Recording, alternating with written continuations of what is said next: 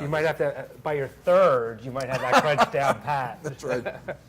We take nothing for granted. Right. We don't rest on our laurels. Yet at the same time, we stay true to who we are and what kind of menu that we do. It's where you come for great nachos and burgers and wings, and anymore, that's hard to find. Thank God, the breweries are popping up all over town.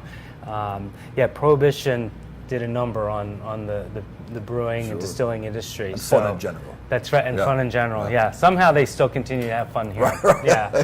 Chris, you were mentioning earlier on about the Prohibition and how Catherine McGillin was known for serving tea here at McGillins. Can you tell us a little bit about that? There's no other place in Philadelphia that has been around since the beginning of Prohibition. Very few places were able to remain open. Knowing that the business continued to run through the side door, it leads us to believe that there was probably a little bit more than just milk and ice cream and iced tea being served up here. So there's a strong probability that the second floor here was used as a somewhat of a speakeasy. Was McGillins kind of like one of those locations where, you know, politicians would come to hash out agreements or to negotiate kind of like issues and that kind of stuff? But if you wanted to have a quiet private deal over a cocktail or a sandwich, you would come and sit in the dark corner and hash out an agreement. And that happens today too. We still have the politicians and lawyers coming in, and part of the charm that we've been told is that the noise can be so loud that nobody else can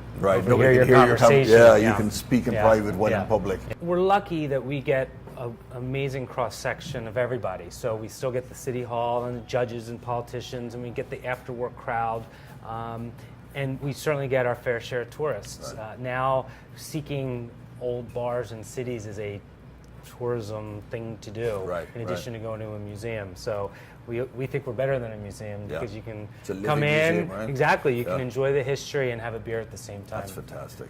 I'm not going to ask a question about green beer. An Irishman really can't. I cannot ask a question about green beer. Why would you commit such a sin? Because McGillins, we're serious about our beer, but we're not beer snobs. So everyone can have a little fun, especially on St. Patrick's Day. All of the walls here at McGillins are filled with that kind of history.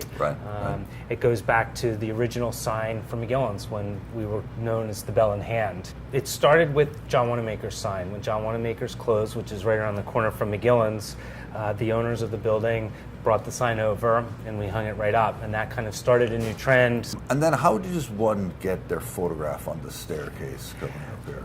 You have to do something either really, really good or really, really bad. Oh, really? So it's fame and infamy get you there. That's right. When did that start?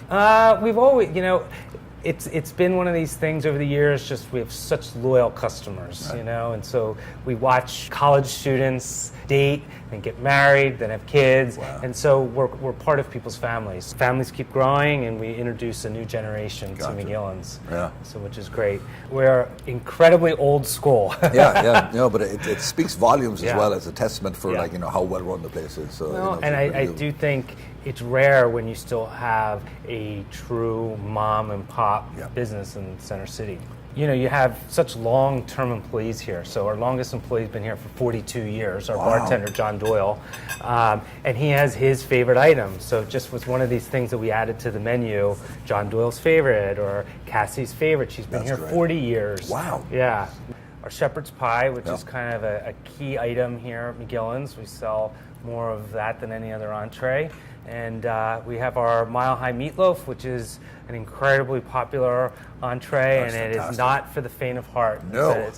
It's a lot of meat and potatoes and vegetables. So people just don't, they know you come here for a beer, you come here for a drink, but they don't realize that we have a 10-page menu and we have daily specials, and that you can get everything from a burger to entrees and seafood, and it's homemade. Yeah.